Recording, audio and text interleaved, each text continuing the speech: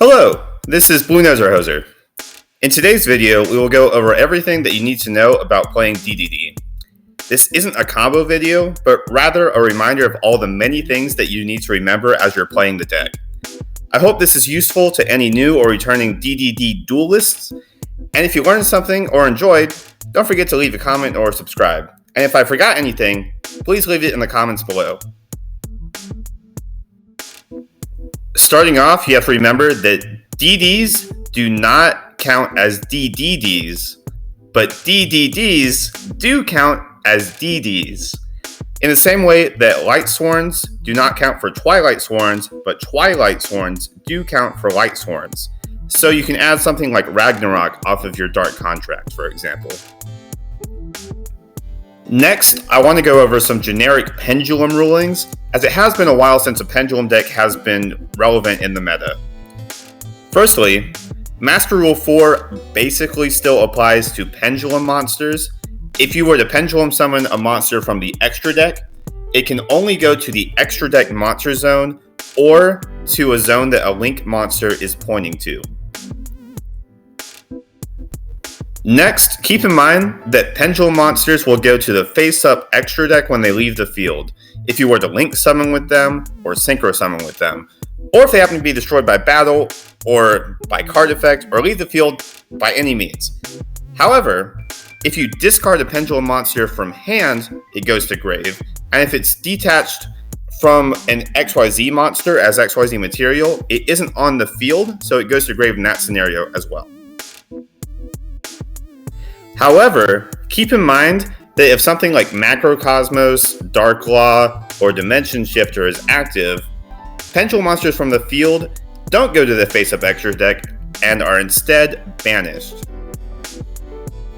Additionally, keep in mind that if the activation of your pendulum scale is negated, or the summon of your pendulum monster is negated with something like Solemn Judgment, it also goes to grave because it was never on the field.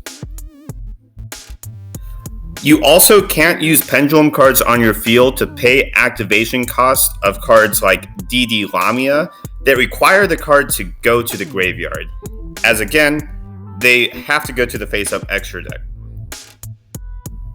Lastly, remember that pendulum monsters in your monster zones are monsters, whereas your scales are considered spells. And keep in mind that you can only pendulum summon levels. You cannot pendulum summon ranks, such as Machinex. Now moving on to the actual DD cards, starting with DD Savant Kepler.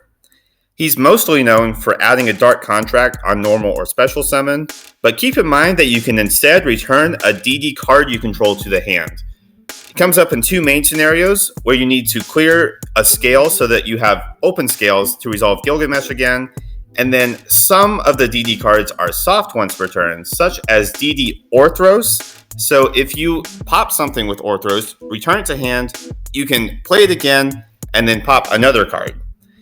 Then its scale effect is during your standby phase, it loses 2 scale ratings, and then all monsters you control whose level is equal to or higher than that scale rating are destroyed. This mainly comes up with Nibiru tokens / your own Nibiru, or something that you took with DDD Headhunt that wasn't summoned from the extra deck. Next is DD Savant Copernicus, which again is mostly known for its normal or special summon effect, where it sends a DD or Dark Contract from deck to grave, but it also has a scale effect that mainly is used to keep you from dying. When an activated spell effect would inflict damage to you, you can instead destroy Copernicus. It doesn't destroy the spell, so it mainly comes up during your standby phase when you're taking effect damage from your Dark Contracts. Keep in mind, Kepler and Copernicus both have an effect that you cannot pendulum summon except for DD monsters. With DD Griffin, the main thing that you want to remember is that all 4 of his effects can be used in the same turn. Using the pendulum rulings we learned earlier, you can manipulate exactly where he is so that you can use the effect that you want to use. Moving on to DD Swirl Slime, the main thing you want to know is that its fusion summon effect, it does not cost to send him to grave. If they were to negate it with something, it stays in hand. And you can also use it when something like Dimension Shifter or Macro is up, as it doesn't have to go to the graveyard. In the same vein, DD Necroslime and DD Vice Typhon also don't banish themselves for cost. With Vice Typhon, remember that its only target is Flame High King Genghis, but it is the level 5 monster for the materials, and you can only use Vice Typhon the turn it was sent to the graveyard. For DD Lamia, again, remember that you cannot send Pendulum cards from the field to the graveyard to activate its effect. However, you can discard them from the hand. And remember that she's banished when she leaves the field, except when they have Lancia'd you. For Go, DDD Divine Zero King Rage, if you place it in scale with Gilgamesh, you still take the 1000 damage from Gilgamesh. For its monster effect, keep in mind that it's not once per turn, as long as you keep tributing other monsters. For DD Cerberus, just remember that it does have a monster effect where it can add a continuous spell from grave to hand if it's pendulum summoned from the hand. While it doesn't have to be a Dark Contract, a majority of the time it will be. For DD Orthros, keep in mind that its scale effect is a soft once per turn, so if you have multiple copies or you return a copy to hand with DD Kepler, you can use it more than once. Then, keep in mind that if it is special summoned by any means via its own effect, pendulum summons, swirl slime, summon from grave with a fusion, whatever, you're locked into Fiends. You cannot synchro summon into Baron unless you have normal summoned Orthros. Additionally, keep in mind that Orthros' scale effect can target itself for the spell trap, which comes up in some combo lines where you destroy itself and a DD XYZ monster that you control to trigger its grave effect. For DDD Oblivion King Abyss Ragnarok, for its scale effect, remember that battle damage is halved and that you take 1000 damage. And then for its monster effect, when it's normal or special summoned, it only revives DDDs from grave. Also keep in mind that its second monster effect is a soft once per turn. So again, if you have multiple copies, or you return it and then pendulum summon it again, or whatever, you can use it more than once. For DD Savant Thomas, just remember to use his effect whenever you do put him in the scale. It's just a free card every turn. Then, if you use Gilgamesh to put Thomas and Griffin in your scale, you can use Griffin's effect to make a monster gain attack, and then add the Griffin back from the extra deck, and then summon the Griffin to be a free level 4 monster. Then for Thomas's monster effect, keep in mind that it can summon Ragnarok from the deck negated, and that if you do that, battle damage is halved. Now for the spells. Starting out with the Dark Contracts, just remember to take the effect damage every single standby phase. For Dark Contract with the Swamp King, keep in mind that you can use materials from hand, field, or grave. If you use them from grave, they are banished, and then if you use a Pendulum monster from field, it goes to the extra deck, but if you use a Pendulum monster from hand, it goes to grave. And if you're summoning High King, remember that it needs a level 5 or higher monster as material. For Dark Contract with Patent License, remember that it's not a continuous floodgate. You do have to activate it on their first extra deck summon in order for it to be live. And then it triggers off of being sent to the graveyard by any means, whether by Copernicus, Lamia, Kingtel, or even off of your own field with something like Zeus or Machinex.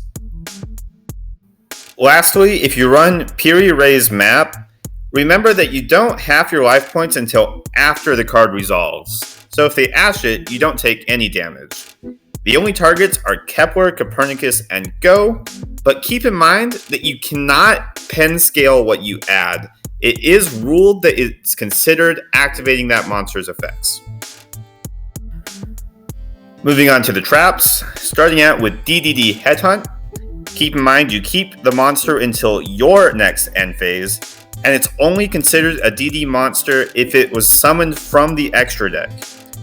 Main deck Pendulum monsters summoned from the face-up extra deck count, but extra deck monsters summoned from the graveyard do not.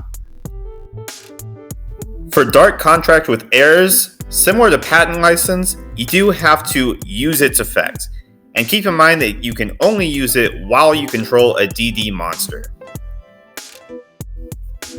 For Dark Contract with Eternal Darkness, remember that they can still tribute your field for Kaijus, Lava Golem, or Sphere mode.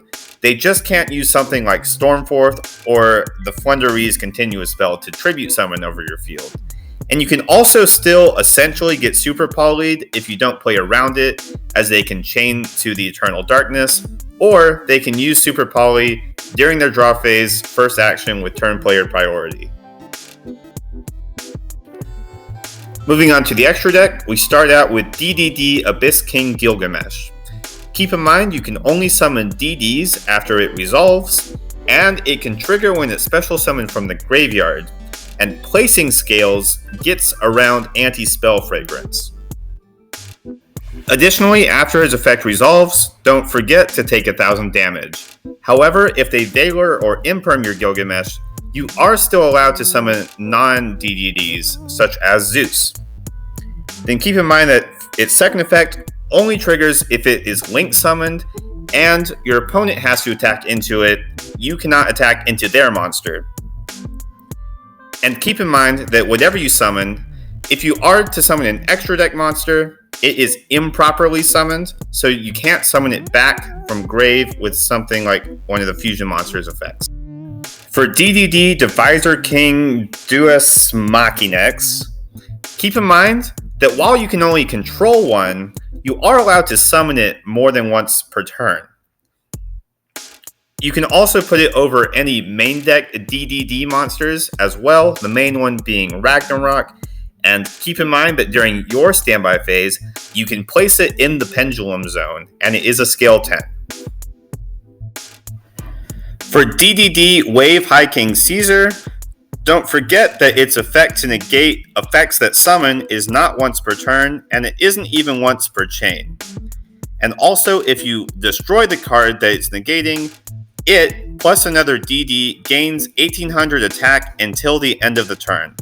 And if it's sent from the field to the graveyard, you can add a Dark Contract from deck to hand. For DDD Marksman King Tell, you can only use its detach effect to make a monster lose 1000 attack points and your opponent take 1000 damage if you have taken effect damage this turn, either by a Dark Contract, by Gilgamesh, or by Ragnarok. And then keep in mind that its Send to Grave effect is not a hard once per turn. So if you are to revive it and link it away, you can use it more than once. For DDD Wave King Caesar, don't forget to take the effect damage during the next standby phase after you use its effects. And then its effects to add a Dark Contract from deck to hand is a hard once per turn. Also keep in mind that it takes any level 4 Fiend, so you can also use something like Token Collector as material. For DDD Flame King Genghis, don't forget that if it's destroyed by an opponent's card effect, you can add a Dark Contract from your grave to your hand. For DDD Flame High King Genghis, don't forget that it takes a level 5 or higher DD monster as material, and then its special from grave effect can trigger off of normal summons, unlike the other Genghis. Then, its Spell Trap negate is only during your turn, but it can negate Spell Trap effects as well, and it can negate your own cards. For DDD Oracle King Dark, keep in mind that if you gain life instead of taking effect damage, you can't use King Tell's effect. And keep in mind that it only stops you from taking effect damage. If you use something like Cosmic Cyclone, you'll still have to pay life points in order to activate that card. For DDD Curse King Siegfried, remember that it works similar to Hot Red versus Dark Ruler No More in that you can respond with a different card type, such as a quick play spell or a trap card, and then respond to that card with Siegfried to negate the Dark Ruler No More. Also, don't forget that if it's destroyed by battle or card effect, you gain 1,000 life points for each Dark Contract that you control. For Baroness de Fleur, again remember that you cannot special summon Baroness if you have either resolved Gilgamesh or have special summoned Orthros at any part during your turn. Keep in mind that if you use Baroness's tag out effect, it triggers the fusions effects, and you can also summon back a card like Ghosthugger as extra interruption. Lastly, we have Zeus. Again, remember you can't make him if you've resolved Gilgamesh, but if they Veiler or Impermed your Gilgamesh, you can then put a Machinex on top of it, attack, and then main phase 2, make a Zeus over that. And again, just never forget, if a card that you control is destroyed by your opponent's card effect, you can attach a card from your extra deck or main deck to Zeus. I hope this helped, and again, if I missed anything, please feel free to leave it in the comments below. Otherwise, I hope you enjoyed and I hope you learned something, and have a nice day.